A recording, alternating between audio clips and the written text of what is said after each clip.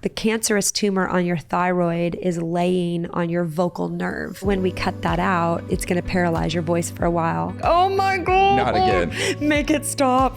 I've been lying. It's totally who I am. It's totally who I am. Right? If you're looking for storms not to come, they're going to keep coming. That's right. Storms come. We cannot control the weather. But it's not freedom from, it's peace within. Yeah. My voice did not come back the same. It did come back stronger. Like, I don't know what they did in there. They gave me a little tune-up. They did a little clean out. I don't exactly know, but to me, it's not a coincidence. I call them God winks, where God's like winking at you like, I see, I got you. I got you. It doesn't feel like it at the moment, but I got you. Feelings are valid, but so often feelings lie. When we allow feelings to rule and reign our lives, then we're going to be on a roller coaster we can never get off of. No matter how you may feel in a moment, there's a truth that's actually outside of your feelings, and that is you're actually not alone.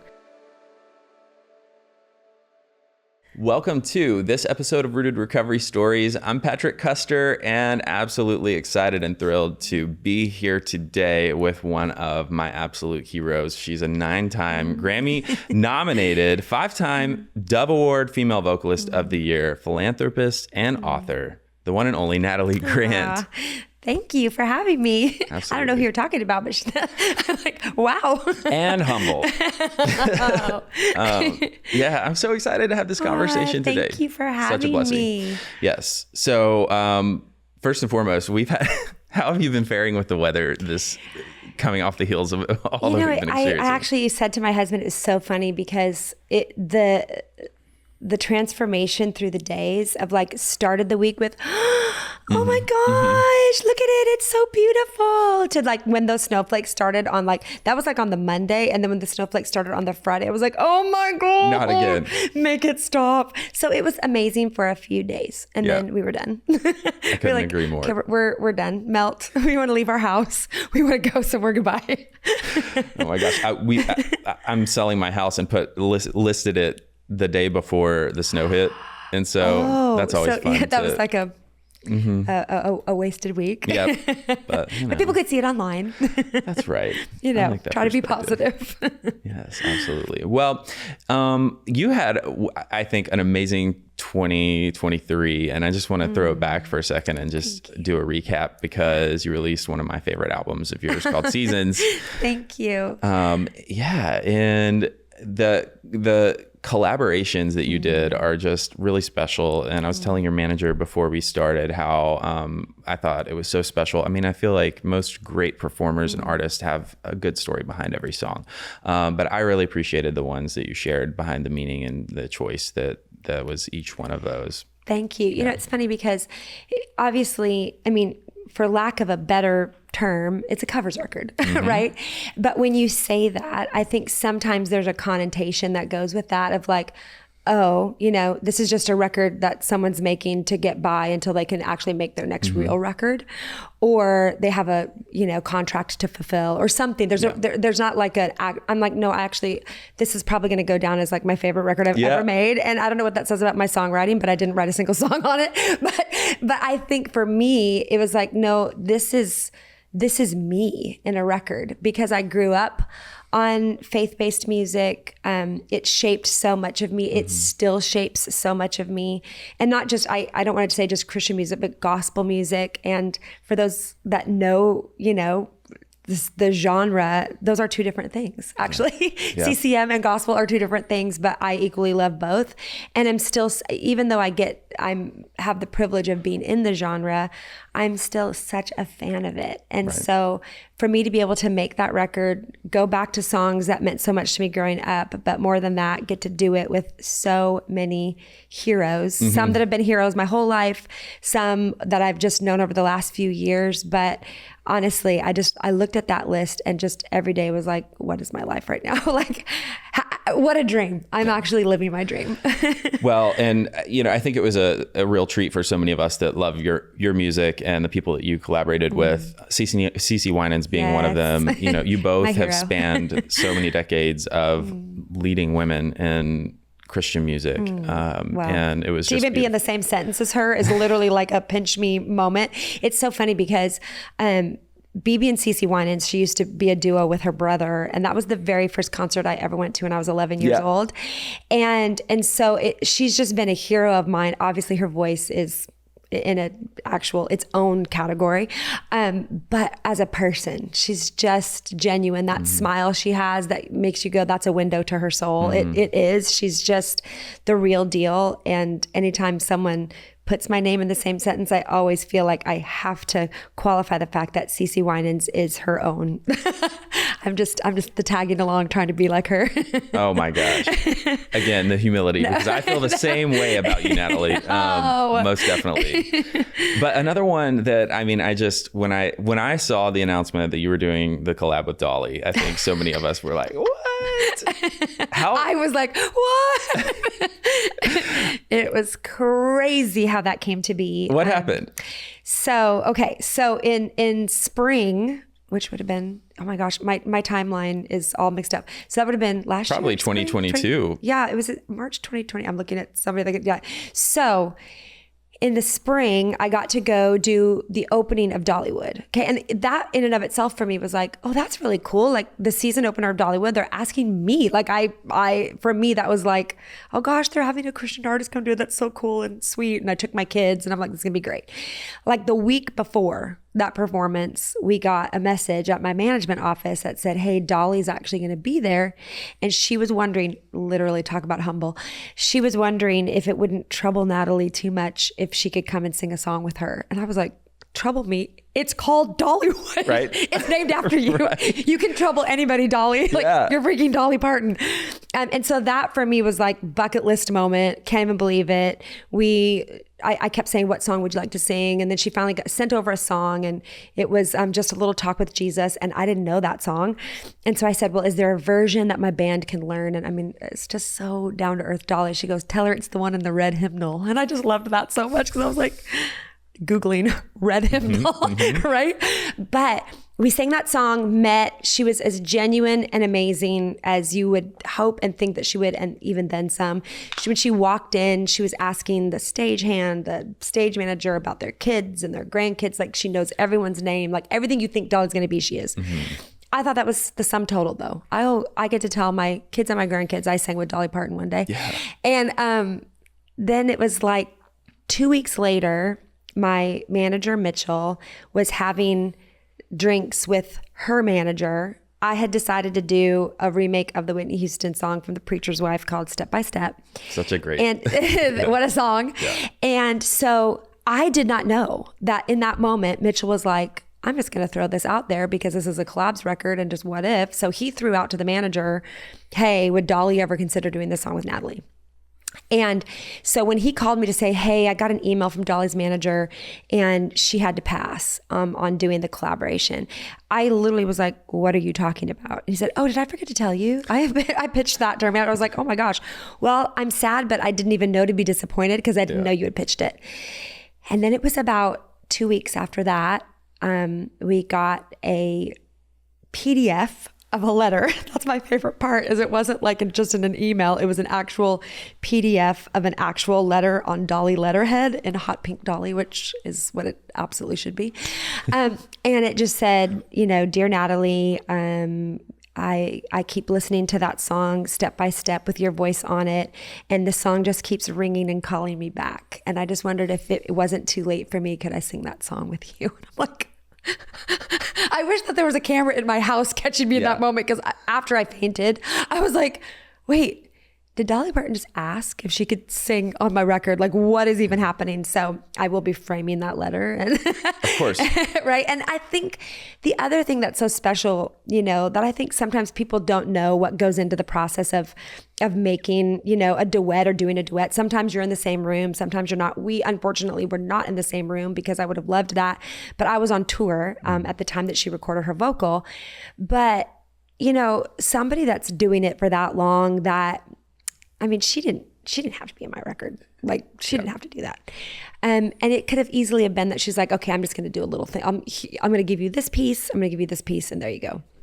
She put her heart and soul into that recording. She recorded from the top of the song to the bottom of the song. She arranged the NBGVs. She like said, I sent you way more than you could ever use, but I just wanted to make sure you had everything you could possibly need. Like, I don't know. She's goals. What a queen. Yep. Literal queen.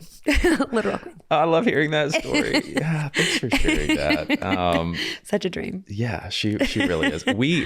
It's a treat that she is from our state, from our, yes. I mean, she's just a blessing that we get to have in our world. When you call her the queen, she actually is America's queen. She is actually our royalty, Dolly Parton. I would absolutely agree with that.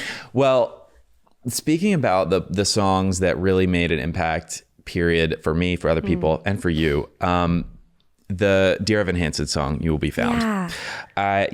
To kind of move in the direction of what we're really going to talk about today, I know there was some real deep meaning for you behind that song. And I was wondering if you could just lay the groundwork and tell us.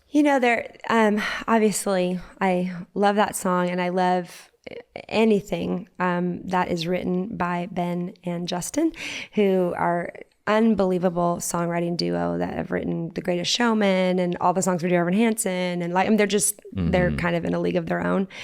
But there's something about their songs that I notice always had a very deep, they weren't just songs to be songs. It's like when you listen to those, they're set apart because they have this deep heart, gut level, like, whoever it is that's writing this, they've walked through a lot, and that song in particular really resonated with me. But man, my manager's getting all the shout outs today, but Mitchell's actually the one who mentioned to me, hey, have you ever considered recording that song? And he was walking through something with someone in his life, and I think that message was reaching him in a way that was very deep and very personal. And knowing that story, and then all of a sudden it began to resonate with me in such a deeper way than just, I love the song from Dear Evan Hansen.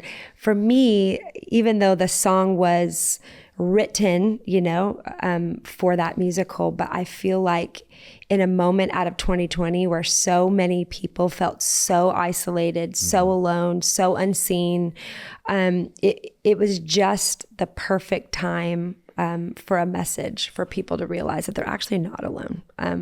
Even when you feel alone, I think the older I get, the more I really do realize that feelings are valid, but so often feelings lie. And you don't want to invalidate someone's feelings because they're real in the moment. But when we allow feelings to rule and reign our lives, then we're going to be on a roller coaster we can never get off of. And I don't know, that song for me was a reminder, not just for me, not just from Mitchell and his situation, but for so many people that no matter how you may feel in a moment, there's a truth that's actually outside of your feelings. And that is you're actually not alone. And it's been so incredible to actually take that song to a different format, because obviously there's, the Dear Evan Hansen version, then there's Sam Smith version, which is actually the version I fell in love with, and to take it to a completely different format where people, really have resonated with that message has been pretty cool.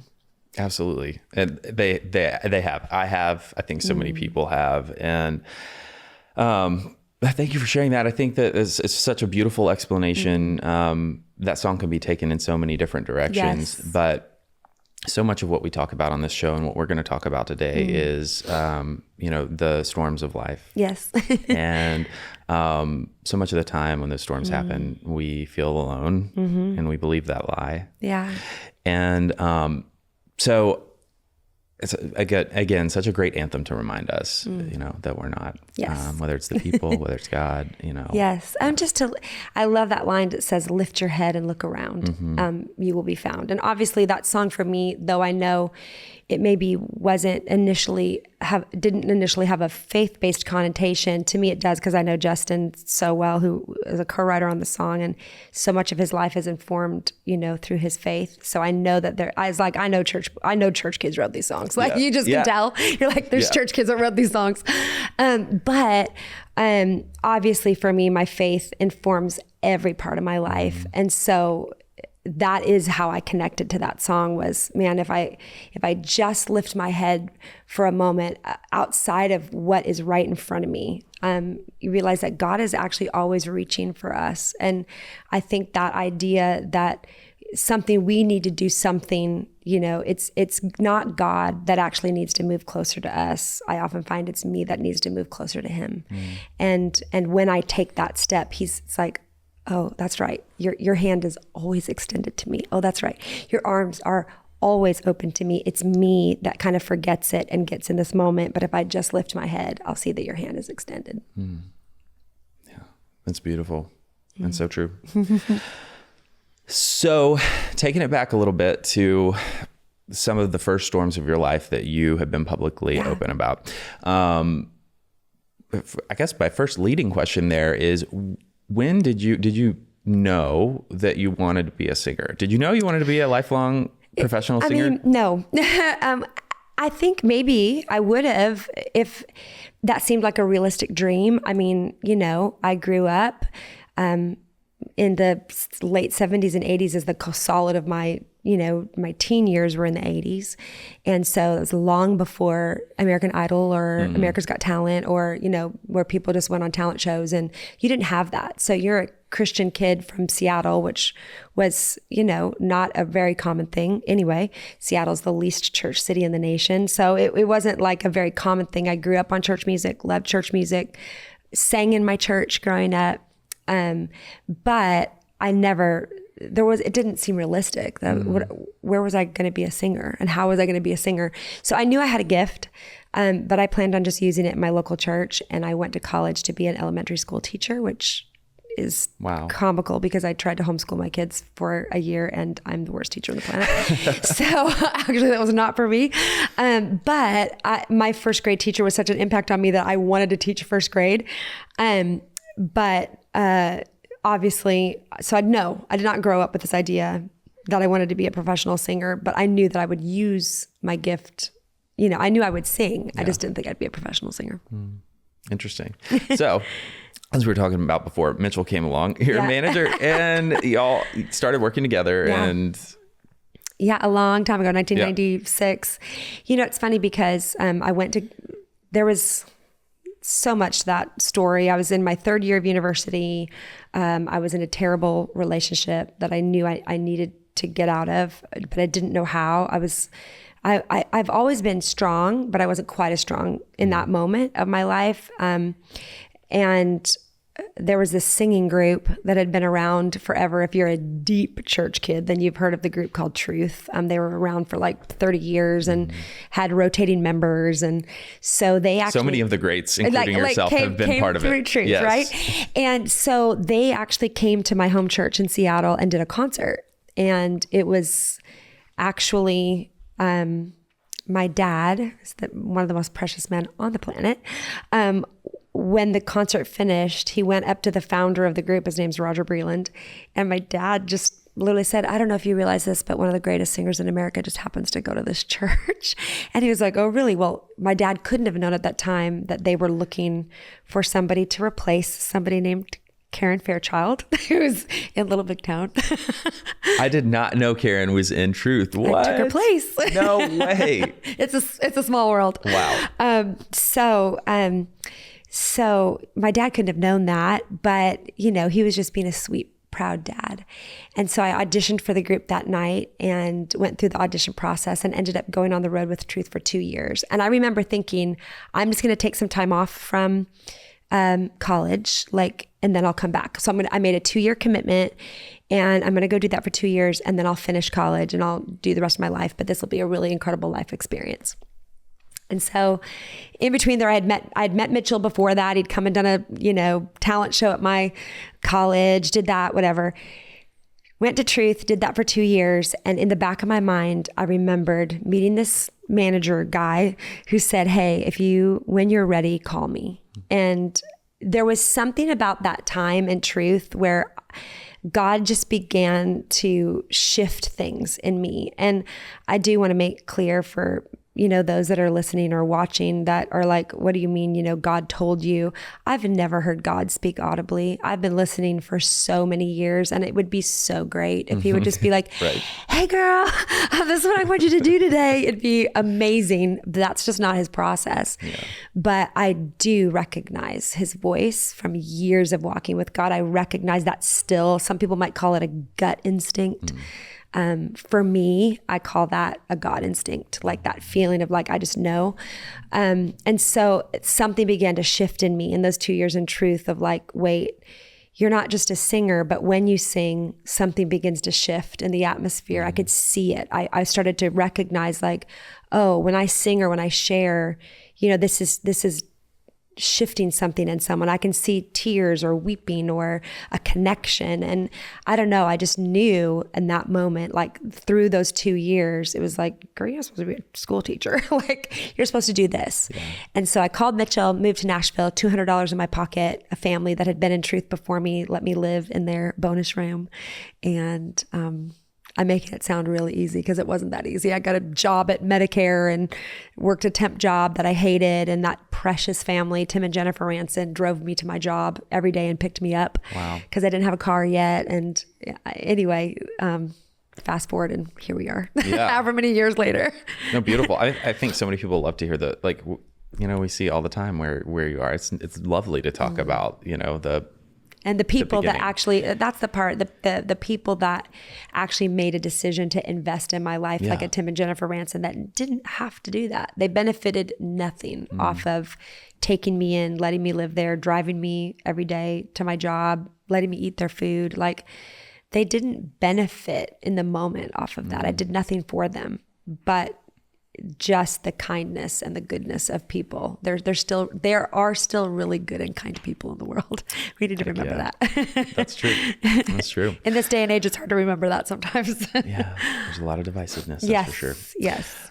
So, taking it to the place where I was referencing your first storm that I'm aware of that you were open about. You've been very open about your battle with bulimia in your early 20s, and I'd just like to talk about a little bit about how that came up in your life. And what did you learn about how that corresponded to your connection with God and with yourself, or your relationship with yourself? For me, obviously, I think I mentioned I was in a bad relationship, and I met a guy in my first year of college, and on paper, he was all the right things, like just looked good, sounded good, like all the things that you think this is actually, I had a plan for my life. Like, okay, I'm going to go be a school teacher, and then I'm going to get married, and then I'm going to have kids. Like I had it all plotted out. And I'm the youngest of 5 kids. All my siblings had been married in their early 20s. And, I'm like, this is just kind of what you do. He was charming and smart, really smart, and super deceptive and controlling, and knew how to use the Bible to do it. And so, it was an abusive relationship. And I was engaged to him. And I remember one particular moment where, I was 20 years old, right? And we were in a grocery store checkout line, and I felt like I was always working for his approval, working for his approval, and just never quite getting there. It was always like I was almost there. And I remember when he said the words, "You're almost pretty." And he pointed at somebody on a magazine, and he pointed to her body and to her teeth, is what I remembered. And I remember he offered to help me get my teeth fixed, and it all sounded like so generous, but the crushing that happened in me in the "you're almost pretty." And I think that word of almost, you're almost, really became a seed of, it was like a little cancer seed in my soul of "you're almost." Like, what a terrible word to feel like you're just not quite there. And that transferred to me to kind of every area of my life. Like, you're almost good at this. You didn't get good grades. You're almost getting good grades. You're almost, and it's funny because I think a lot of times people with bulimia or anorexia or, it can be easy from the outside to think that has to do with body image. It really has to do with control. And for me, it was the one thing that I could control. It felt like it was mine. And even though it was destroying, it's so bizarre unless you've been through it to say, but I got a high off of throwing up. Like it made me feel so in control of something that nobody else could control in my life. Nobody else could take from me. And therein was that lie that I actually was controlling something, but it was actually controlling me. Yeah. And, obviously, one of the reasons I joined Truth is because it was a way out of town. I was like, this is amazing. I actually get to go do something I love. And also I can break off my engagement and leave town. Yeah. And it was actually God's perfect timing for me because it was the way I got out. Yeah. But I think that the bulimia for me, I do have such a gift in my family, and so many people don't have that. I think it's one of the reasons that I was able to break that cycle quicker than some maybe are, is because I had a family that spoke truth, stepped in, asked the hard questions, but did it in a loving way, carried me when I couldn't walk, you know what I mean? Like all those things. And then my faith, obviously I grew up a Christian, but when this started to happen, I had to discover my faith for myself. And everybody who is, a Christian has that journey where their parents' faith becomes their own, and it might all look different. But for me, I find that we always want the hardships to stop. We don't want bad things. Right. We don't want hard things, but the hard things are what make us. Like it's what God always uses to reveal more of himself. It's where we learn who he really is. And for me, we're always wanting the mountaintop experience, get to the mountain. If we can just get up the mountain out of whatever it is that we're in, if we can just get up, then it's going to be good. But I find I learn more about the character of God in the valley than I ever do on the mountain. And in that situation, that is for sure the truth. I learned more about him, and the more I learn about him, the more I learn about me. That's so good. And yeah, gosh, I want to take that a step further and ask you, because ultimately that leads to surrender. Yeah. What did it take for you to get to a place of surrender and a change in your heart? It's funny too, because when I say what really helped me is my faith and a walk with Christ, there's also practical steps that you take to health. And I don't think it's an either or. I think it's a both and. And obviously the core of it, the anchor of it for me is my relationship with God that I believe I only have through Jesus. That's how I get to God, is because of Jesus. So for me, that's number one, first and foremost, the anchor of my life. But I also had, family that forced me into a doctor and made me come clean and made me get help and made me get, not just help from a medical doctor, but get counseling and walk through those very difficult steps. And because counseling is very difficult. It might be wonderful, but sometimes it is terrible, and you don't want to do it and you don't want to go back, but you choose to go back because if you don't, something's going to kill you. And I think that all of us that have been through these different moments in life, you have to get to the point where you are at rock bottom. It usually, if you're in the middle somewhere, you're not far enough down yet to realize that you can't do it by yourself. You still think, I can, it's not going to get too bad. It's not going to control me. I'm going to control it. So it really, for me, was a rock bottom of throwing up was destroying my voice. I was not able to sing the same. I was losing my voice. So it was taking a physical toll on me. And I think that woke me up. It was breaking relationship. There were so many parts of it that made me go, my life is falling apart. It's crumbling. And so obviously, getting that help and having somebody to talk to and process and work through were the practical steps I took to healing.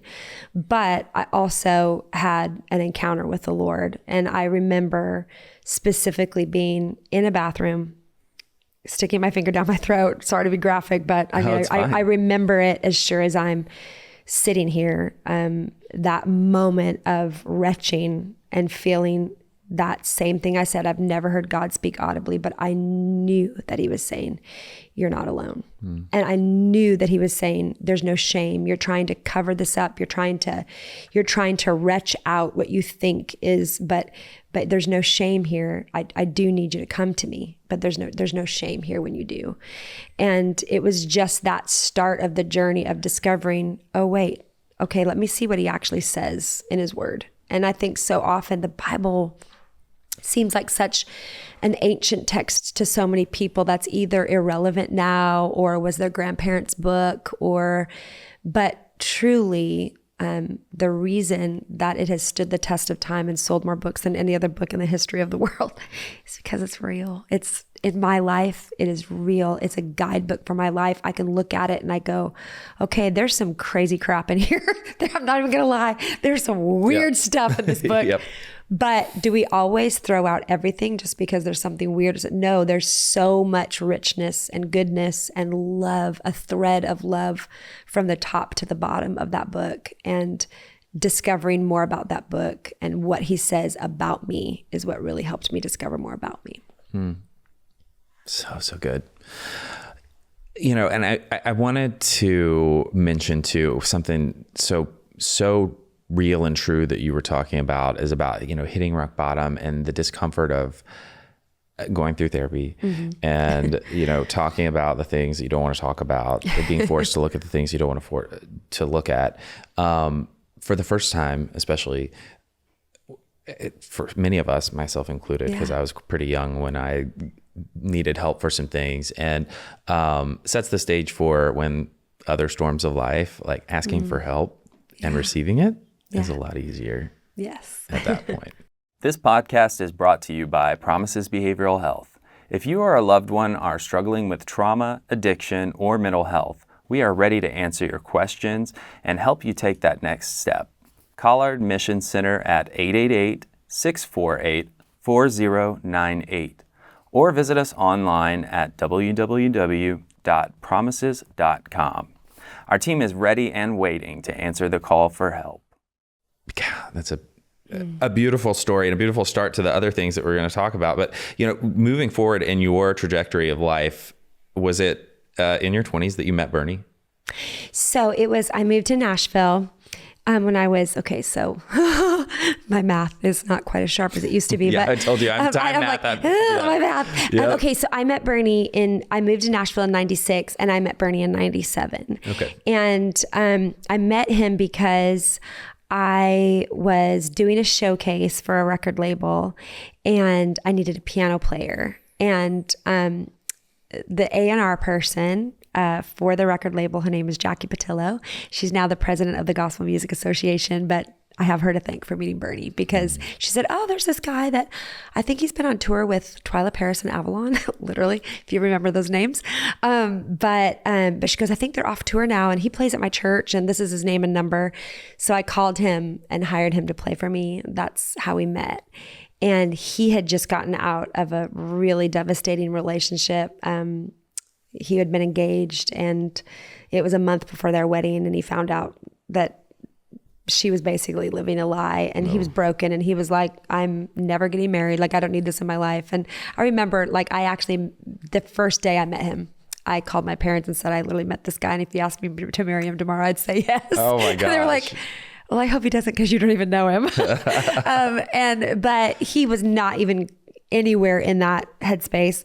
We became really good friends. Became best friends for about a year. And by the time we actually started dating, we kind of knew we wanted to get married.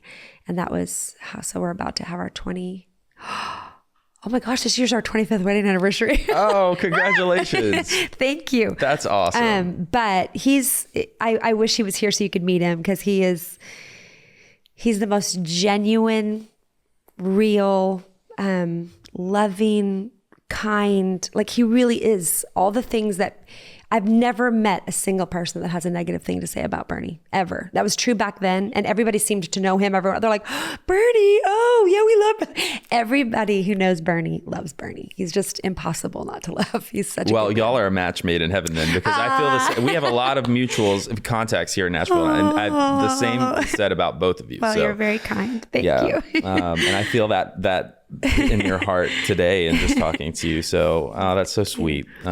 I love knowing more and more about like people when I get to talk to them, not just like your journey, but also like, you know, what makes you happy. And he's such a big part of that. Real deal. Did you always want to be a mom? Yes, I did. Yeah? I did. It's funny. I didn't expect to get 2 for 1 because I had twins at first. So that was never what I thought. But I always wanted to be a mom. But I didn't expect the hardship of what it would take for us to become parents. We were told that we had less than a 3%. I don't even know how they come up. I'm like, not a 1, not a 5, but a 3. I'm like, how do you come up with 3? Yeah. But that we had a less than a 3% chance of ever conceiving a child. Oh, wow. And so the twins were conceived through IVF, and even just that process of getting to the place where you want to go through. I mean, it's amazing how many women are struggling with infertility. I thank God that we have that science available to us. But that's how we had our twins, Gracie and Bella, who are going to turn 17. And then our youngest daughter just kind of miracle pregnancy. Miracle baby. Miracle baby. She just turned 13. Awesome. And they are so much fun. It's so funny. You hear, I don't know, at least I did. I heard from so many people. It's so funny what people say sometimes. I just think, and it's probably true of me, if you can hear yourself back, sometimes what you speak out, you'd be like, oh, maybe I shouldn't say that. I remember when I was having twin girls, I just heard from everybody, oh, you're going to love them when they're like young, but oh my God, I'm so sorry what it's going to be like when they're teenagers. Yeah. Like you're going to have wait, you're having a third girl? You're going to have 3 teenage girls at once. And it just, everybody seemed to say that. Yeah. This is my favorite stage of parenting really? So far. And it's not, I always say somebody is crying every single day. There's tears and it's usually Bernie. But poor guy. he got a boy dog. That's it. But there's just so much, they're becoming their own people. And I don't know, I just, sidebar, but just be careful what you confess over your own life. Like words have power. Yes. Yep. It's so funny. It's like the power of positive thinking, right? That used to sound so like, I don't know, new agey or whatever it was, especially as a church kid, like saying the power of it's real. Yeah. Like there actually is so much to that what you speak, you are. And it's just like, no, I'm going to change my confession. Even if I don't see it in the moment, I'm going to keep saying it as if it is. And the same way as when you speak something negative, it kind of becomes, it doesn't, mean that if you say, I'm going to be rich, I'm going to be rich, I'm going to be rich, then you're going to be rich. Right. But if you say, I'm going to have joy, I'm going to choose joy in the midst of this. I'm going to choose life in the midst of this. I'm going to choose that I'm going to speak life over my kids. I've actually seen it. And so no, it's not easy every day. It's dramatic every single day, but I love it. I wouldn't have it any other way. That's beautiful. Well, so with talking about your youngest, I know that it was your youngest, right, that you experienced some postpartum depression with? Yes. So back then, 13 years ago, yep. I feel like we've come a long way with breaking stigma, talking about things as society, women feeling like and I don't know I'm not a woman, so I don't know what it feels like to go through this, but I know as someone alive today that I get to see a lot more of that narrative being talked about. It's not as much of a hush-hush thing. Yes. I think there used to be a lot of shame involved with that. And as a faith-based person, weakness. You couldn't be depressed and be a Christian, right? Because then you're a terrible Christian. What's wrong with your faith? Because there's a correlation between, and I think that's one area where I'm encouraged to see a shift happening in churches, because I also grew up in the church, very Pentecostal, and all right. Yeah, and so there's from my perspective, there was definitely this correlation between if you're a Christian, faith in the Lord, then there's no room for fear. Right. There's no room for feeling, a emotion that is quote unquote not of God. And so getting to a place where we recognize that, just like we need doctors for our health, we can still rely on God. Yeah. There's the whole mental health component. We've come such a long way. And so, Jesus just, I just want to say this part, but it's because religious people that have a religion, they have rules, right? And it's right or wrong or yes or no or black and white. And I always go back to those are actually the people that crucified Christ, are the people that were really religious. They didn't understand him. He was always misunderstood. And the Bible actually tells us that he experienced everything that we experienced. So he didn't sin, right? Because he was God. But it doesn't mean that he wasn't tempted. It doesn't mean that he didn't have these moments of fear. He did, because on the cross, before he died, he actually said, why have you forsaken me? Like, why, God, why have you forsaken me? That always, for me, reminds me that he felt alone for a moment. He felt in a moment like he wouldn't have said that if he didn't feel forsaken. Why would he say, why have you forsaken me, if he didn't actually feel for a moment that he had been forsaken? Absolutely. If he didn't feel for a moment that he was alone, if he didn't feel for a moment. So then I'm like, well, wait a second. He struggled with mental health in that moment. Like, that was a moment where Jesus himself, who was fully God and fully man, if you subscribe to the Christian faith, that's what you believe. But in that moment, he was having mental anguish. And so I think that stigma is from a religious place. It's from religion. It's not from a Jesus place. What Jesus does is he doesn't say you shouldn't feel that way. He says, you know what? I recognize that you do feel that way. And if you trust me, I'm going to show you a better way. And that to me is the Christian faith. It's not, don't be this, you can't be that. If you are, you're not a real Christian. It's like, no, actually, the reason I'm a Christian is I'm recognizing that I am that and I cannot do it by myself and I actually need help. Anyway, sidebar. No, this is beautiful. And I have to think that your journey through what you went through these lessons came about over the years. Yes. What was it like for you? What was that experience like for you having postpartum? Well, for me, it was so much shame attached to it, because not just because of the Christian component, but the mom component. Like, here I was being told I could never become a mom. And then I became a mom, and I was really happy with the two I had. We figured it out. We figured out how to make it work. There was 2 babies. We got our whole family. We're like, this is great. And then that third one came along, and it was unexpected. And I think I realized more about myself that, we all have different bents to our personality. And I like controlled outcomes. I like to know how something is going to go. Yeah. And that's why I will plan it. I will try to foresee it. I'll try to see any angle that could be shifting it. Like, I try to foresee it before it comes. And that was not a controlled outcome. That came, and I wasn't expecting it. I didn't plan for it. And a third just seemed, it was an odd number. Seemed odd. Seemed like wasn't for me. And the shame attached to, oh my gosh, how ungrateful are you? Like, do you know how many women would kill for your position? How many women want to be pregnant? How dare you? Like, you had to work to get those first 2 babies, and now you get given this gift and you don't even want it, and you don't feel attached to this. Like, there was so much shame that I felt, and so much embarrassment and so much guilt. And I now realize it wasn't because I didn't love my baby. It was I didn't know how to cope with an uncontrolled outcome. And it's funny because I think I began becoming public about it because I got to a place where I felt like, again, I couldn't put one foot in front of the other. And, you know, I was struggling for months alone. I didn't even tell Bernie, but Bernie started to notice, hey, I'm a pretty good actress until I'm not. And he's like, something's not right.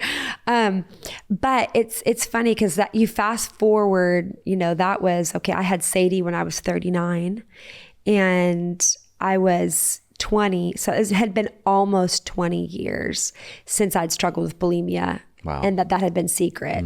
I'd had almost a couple of decades of growth and learning. And it didn't mean that I wasn't going to struggle. Here I was in the midst of a struggle, but I had a different ability to find my own voice in that. That's just comes through maturity and growth, you know? But I think also people often ask me like, how did you find the courage to talk about it? And I don't have a good answer for that. I wish that I had these steps that I could say, this is what I did. I just did. I just was like, this is who I am. I'm just going to say it.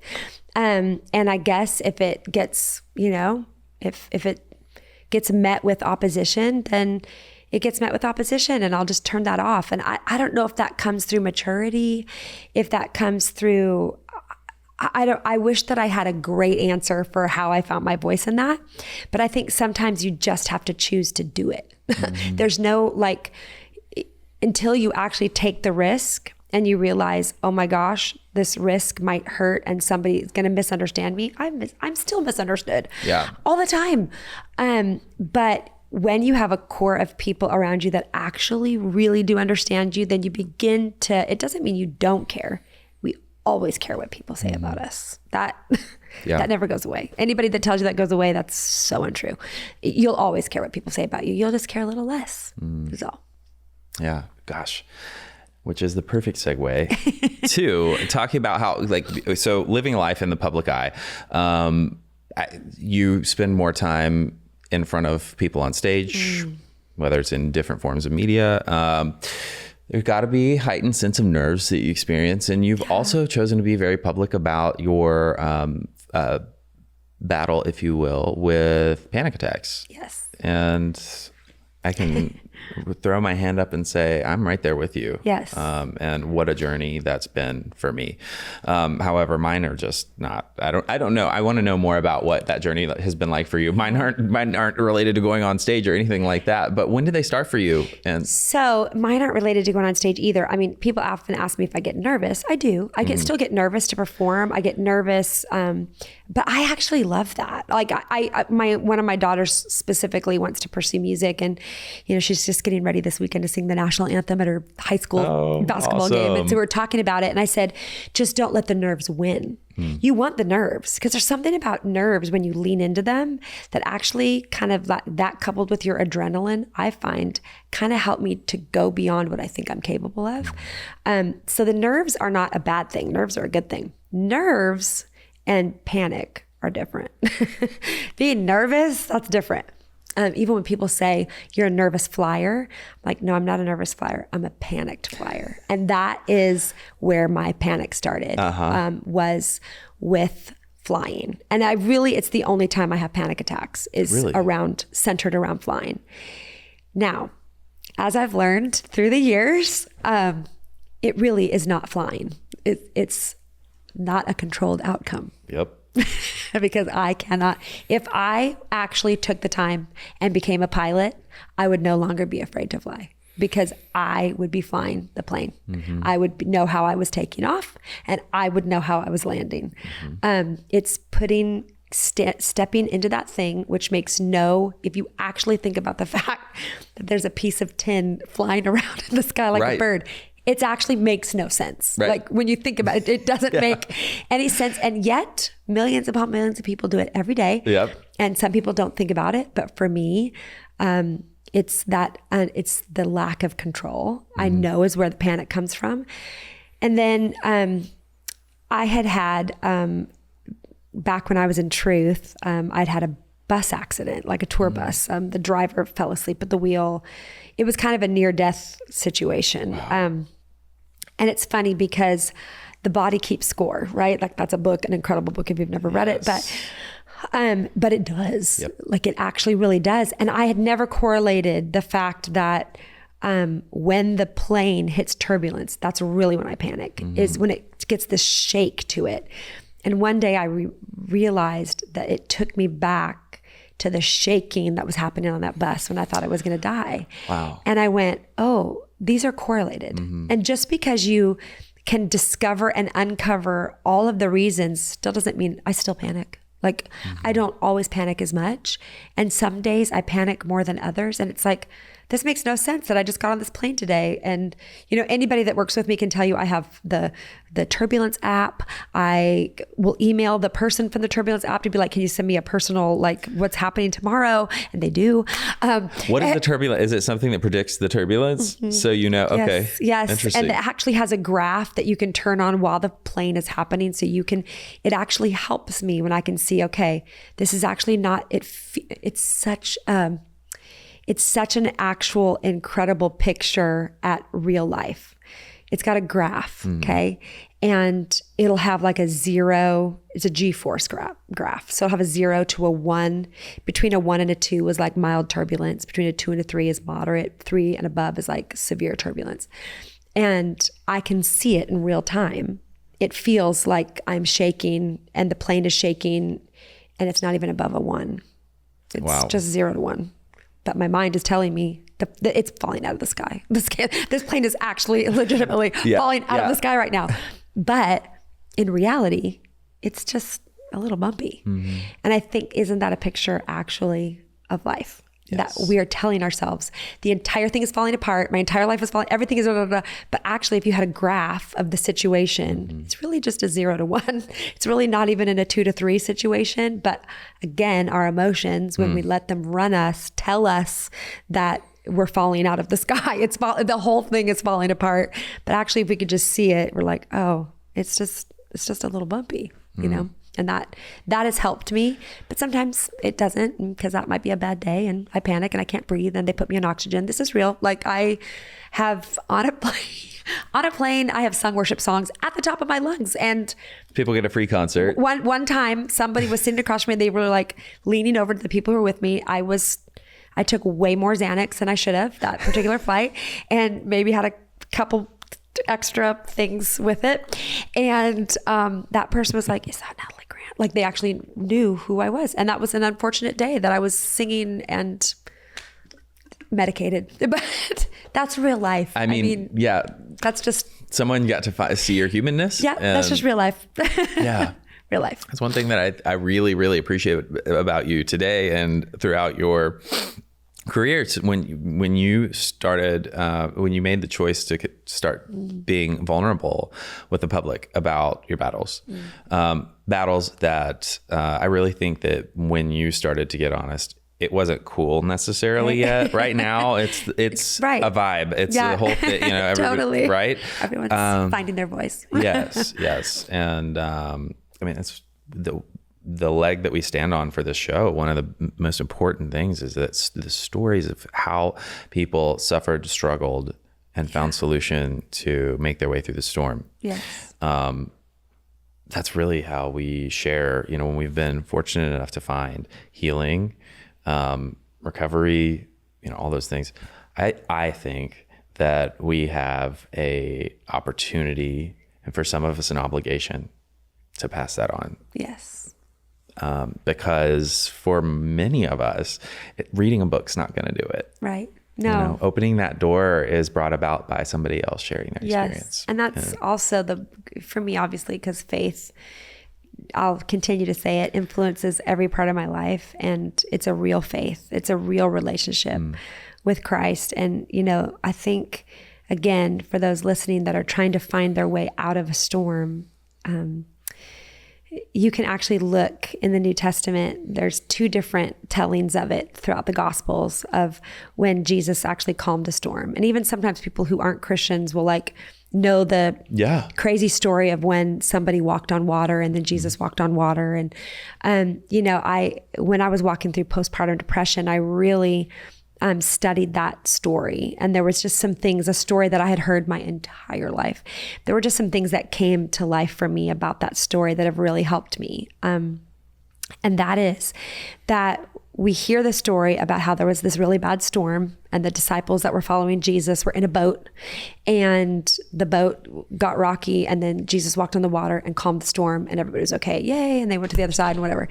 And I think that when you actually look at the entirety of the story, you first have to look at where they came from. And that is that they had just been up on the mountain and Jesus had fed the 5,000. Like they just saw this miracle, like this incredible miracle, this incredible, like, I imagine it was a mountain high experience of like, I cannot believe we just saw that with our own eyes. And this is so incredible.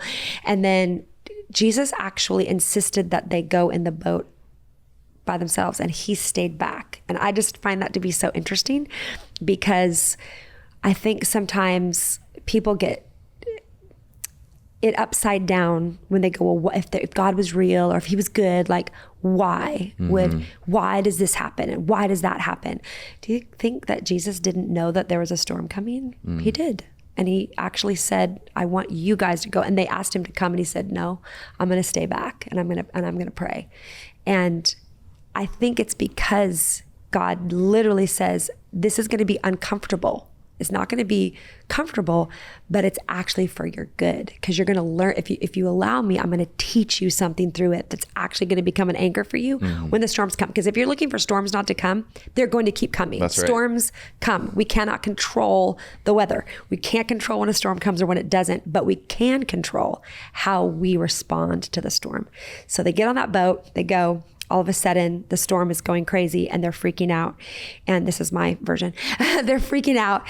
And all of a sudden, Jesus shows up at the boat. And this is the thing for me that becomes such a turning point. I always think when Jesus shows up, the storm stops.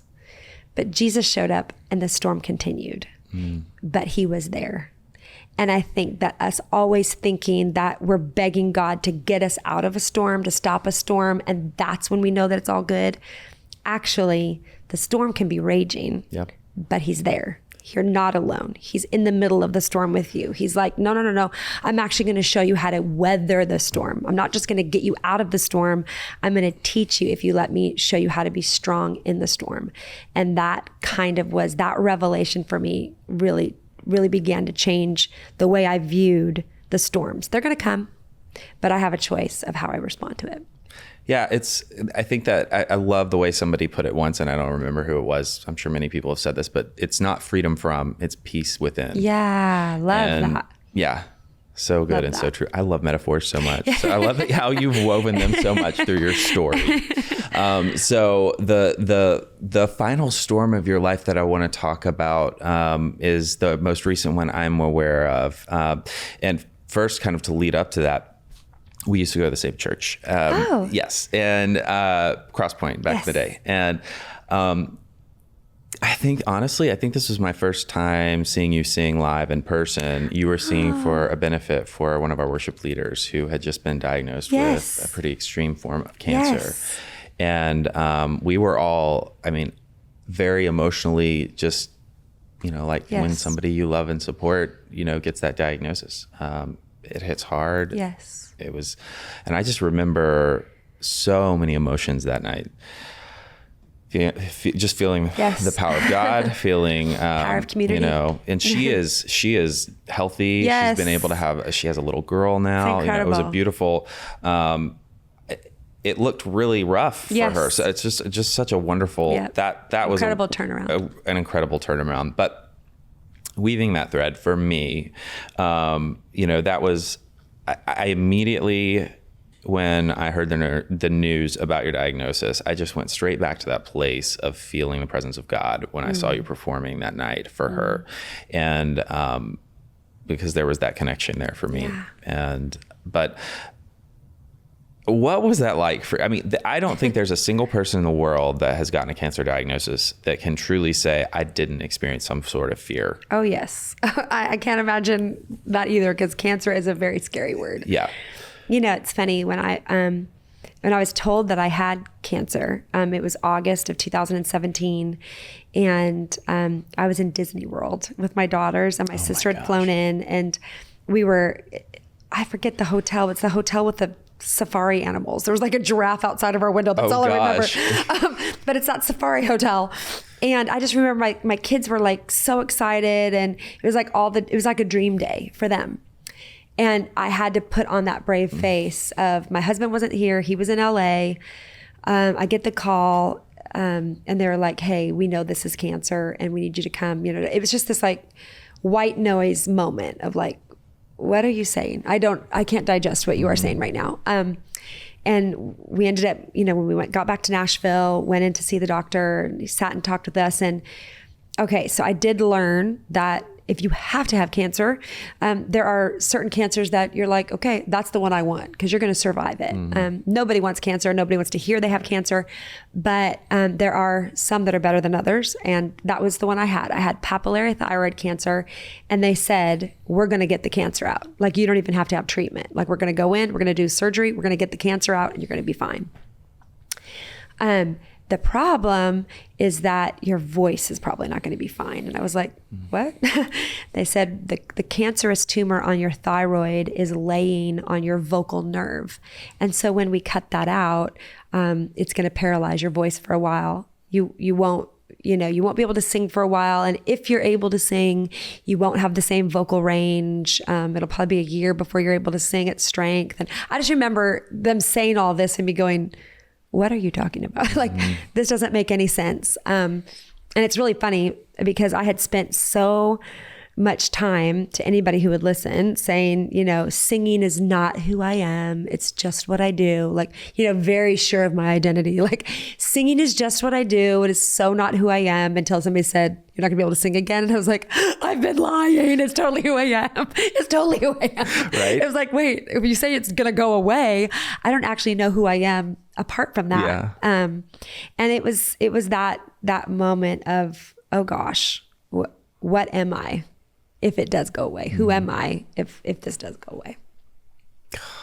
I can't imagine. So you had the surgery, and because clearly I honestly feel like your voice might be stronger now than it was before, but I don't know, I might be partial. So, but what ended up happening? So, it was October, and I went in for a surgery. There's so many I guess I'm going to tell you the details of this story because I do believe that somebody listening to this is there's obviously a thread woven throughout this today that you're not alone, but someone is going to be like, wait, a light bulb's going to go on for them about different moments in your life where all of a sudden you're going to be realized, wait a second, that is threaded to this, to that. And you're going to realize all along, God's actually been walking with me. All along, I've actually not been alone.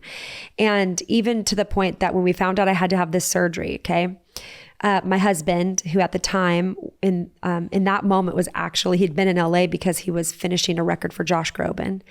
And Josh Groban's manager sat on it's the Mardell Foundation. It's a cancer foundation. Anyway, it's like the biggest cancer foundation in the country. Oh, wow. And has like a network of doctors. So, my husband immediately called Dear Mid, is his name, and said, hey, Josh was like, called Dear Mid and said, get him whoever he needs. He's going to call you. So he called and said, I need to know the greatest surgeon for this kind of cancer. Like, who is the greatest surgeon? So he goes to the board of this organization. They come back with a list of doctors. And they said, well, number one is actually a doctor. And it was already my doctor. Like, you couldn't make that up. Wow. Like, that's not, to me, it's not a coincidence. I call them God winks, where God's like winking at you like, I see, I got you. I got you. It doesn't feel like it in the moment, but I got you. So I had this incredible surgeon who actually literally played my music. I have a song called King of the World, and he played King of the World while he was operating because he said, I wanted to feel the weight of what God was calling me to protect, which again, you can't make that up. But what I remember so specifically are the 2 days before I had that surgery. I led worship at the church that we go to called the Belonging Co. in Nashville. And I led a song called You're Not Finished Yet. And I remember as I was singing those words of, the words say, I won't forget the things you've done, for I know that this is just the beginning and you're not finished yet. And I finished the song, and our pastors, Pastor Alex and Pastor Henry, came out and they prayed over me. And it was this moment of the reminder of the importance of community, that when you feel like you actually can't, I didn't have faith enough in that moment for myself, but they had faith for me. All of my community had faith for me. And there's this story in the Bible where there's this man that's sick, and he's on this mat. He can't walk. I don't know if you know this story, but Jesus was teaching in this community, and all of these people are like, this house he's in is packed with people, and his friends knew that they had to get this guy to Jesus, but they couldn't get in. There was too many people. So they went up to the roof and they cut a hole in the roof and they lowered their friend down through the roof to get to Jesus. And the story, Jesus healed the man, but what he said was, their faith has made you whole. And there was just something about that moment for me where I kind of felt like the man on the mat, where I didn't have the faith in that moment to believe, but all of my community did have the faith. They were like carrying me in that moment. And I just remember that Henry said, hey, I just know that the same way the doctor has to use precision when he uses that scalpel to remove that tumor, God's going to actually bring your voice back with a precision it's never known before. And I just fast forward to it, you said it, but my voice did not come back the same. It did come back stronger. Like, I don't know what they did in there. They gave me a little tune up. They did a little clean out. I don't exactly know, but it actually came back with a strength and a precision. Like, exactly what he said is exactly what it did. It has a different, and I think, again, talk about a metaphor, you can use that real life example also as just, an example that when we go through the storms, when we go through the hardships, if we let it, we do come back stronger. Yeah, we get battered and bruised, and it's hard and it's scary. But honestly, there comes something in you that goes, wait, there's not just a fight or a strength, but there's an authority in you that comes, because now you're a person that's actually weathered it. You've walked through it. You've survived. And now you have this ability to speak to your next storm in a different way of like, wait a second, I've already been through this other thing, and I'm not going to let you control me. You're real and it's happening, but I'm going to be able to speak to that storm in a different way. Gosh, so good. So good. Oh, one of my last questions for you is, we touched on it a little bit earlier, but from an early age, you, in addition to God, had to find some additional forms of help, therapy. Yeah. And you've been open about, your usage, your utilization of that. And I'm just curious about, again, as a faith person, what has your relationship and your perspective, perception on mental health and therapy? How has that grown and changed?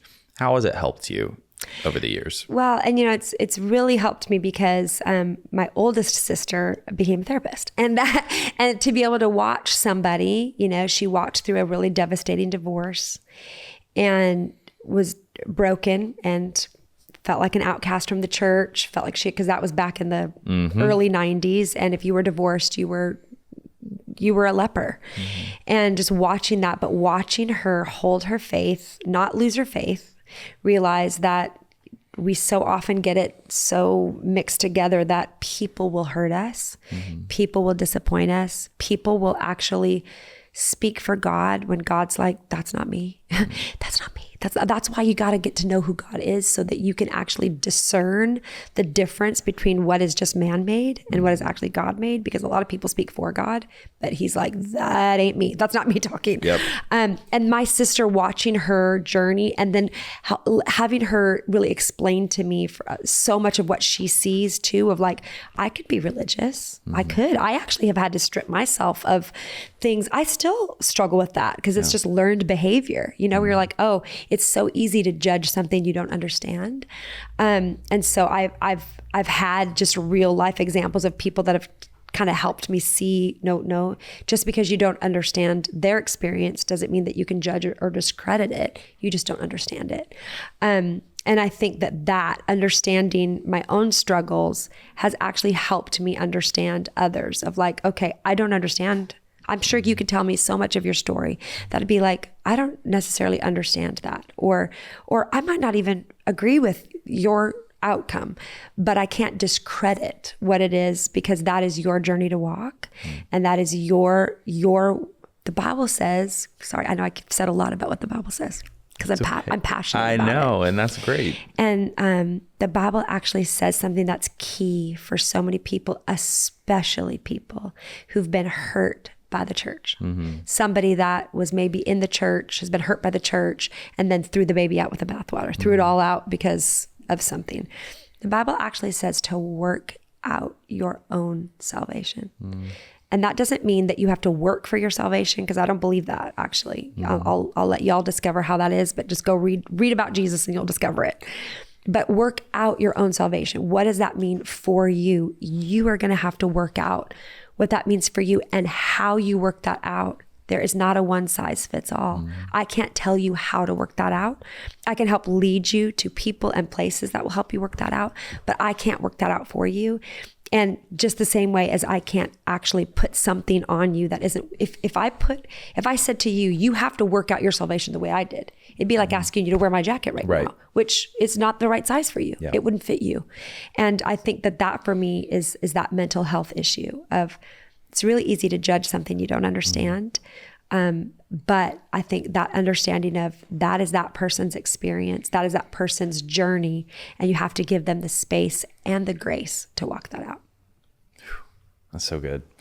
Again, I love, you have an art for speaking through metaphor, and it's so, not everybody can do that. And I think it's so impactful because it wraps a theme so well.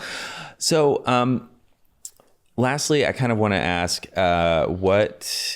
what is your, how do you daily now, because temptation and these things that we talk about that you battled, stuff comes back, fear comes back, all those things.